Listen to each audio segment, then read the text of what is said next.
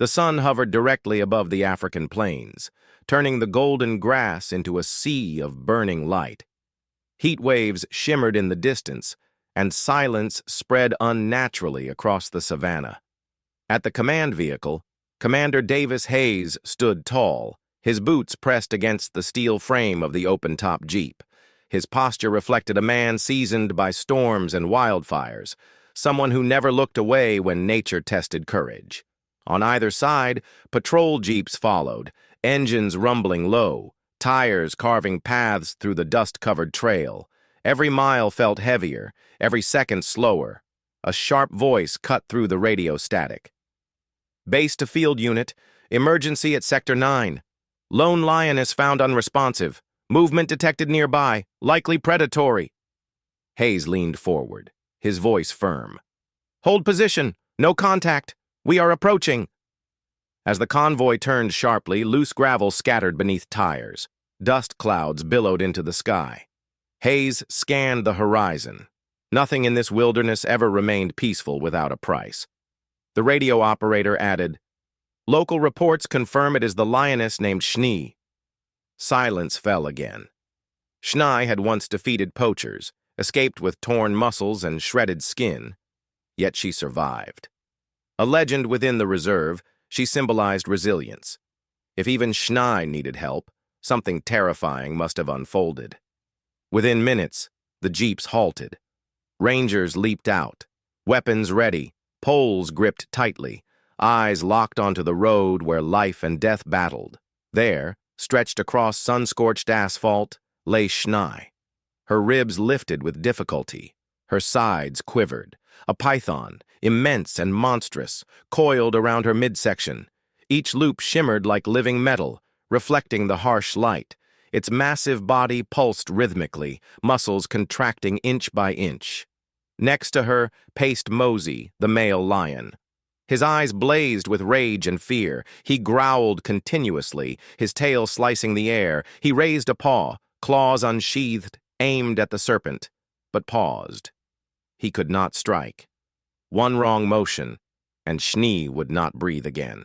Hayes whispered, "Form a circle, poles forward, do not provoke the male." Rangers obeyed instantly. Their formation curved around the scene, never crossing Mosi's line. The great lion watched their every move but stayed rooted beside the fallen lioness. Years ago, Mosi had nearly drowned during a flood near the southern ridge.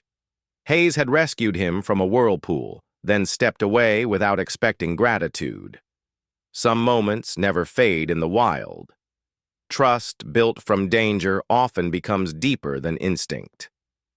Hayes stepped slowly toward the edge of the coils. He dropped to one knee, pressing his palm against the pavement. Through vibrations, he counted the python's movements. Pressure waves pulsed at fixed intervals. Hayes muttered, "Next contraction will begin in less than 3 minutes." Mosi stared directly at him. Hayes did not flinch. His voice dropped to a whisper. "I saved your life. Let me return the favor." The lion snarled, then paused. His enormous paws shifted backward, 2 steps, a silent permission. That was enough. Hayes stood and raised his arm. "Prepare for lift. 2 on the head, 2 near the tail. Wait for signal." Time slipped between moments. Shny's eyes fluttered once. Her breath caught. Mosi growled louder, pacing as though trying to hold the moment together. 3, Hayes began. Every ranger tightened their grip. 2. The python's head lifted slightly, its tongue sliding into the air. 1. Rangers lunged, poles pierced beneath scales. One man lifted with everything inside him. Another thrust forward, pressing into the coils near the neck. The python shrieked, a deep, grotesque hiss filled with fury. Its body twisted violently. One ranger lost his footing, falling backward with a cry. Hayes leaped in, grabbed part of the serpent's midsection, and used his own weight to apply pressure. Mosi roared, not at the humans, but at the python.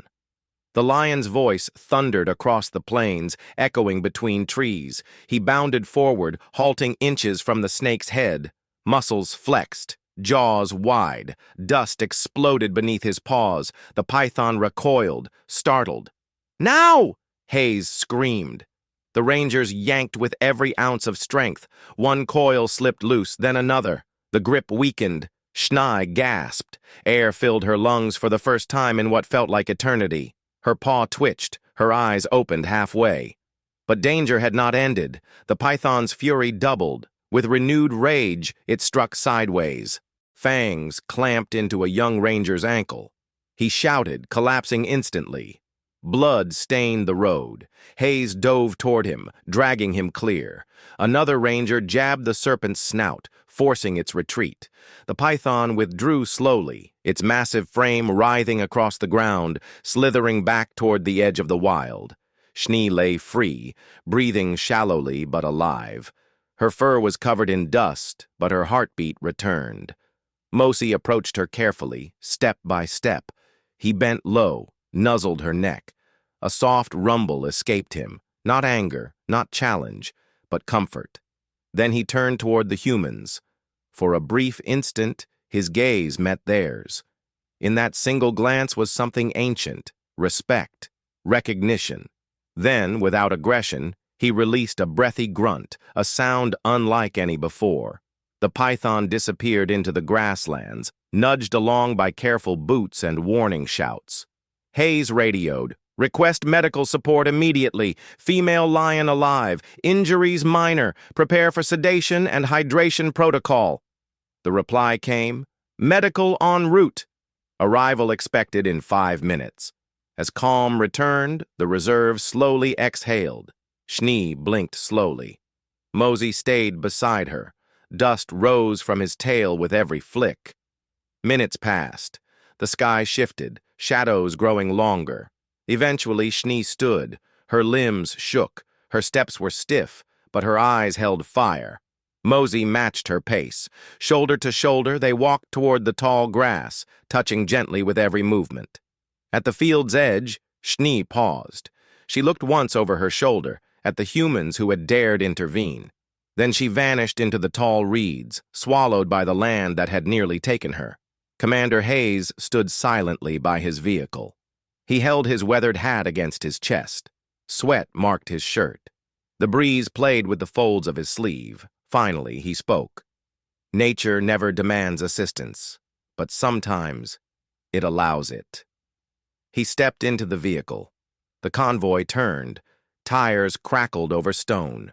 The road stretched toward the fading sun. And as the wild returned to rhythm, the memory of that rescue echoed between trees and grasses. Strength does not always roar. Sometimes it curls around hope, waiting for those brave enough to loosen its grip. If this story touched your heart and you believe in protecting creatures both fierce and fragile, then offer your support. Show your love by liking this video and stay with us to witness more moments where humanity meets the wild.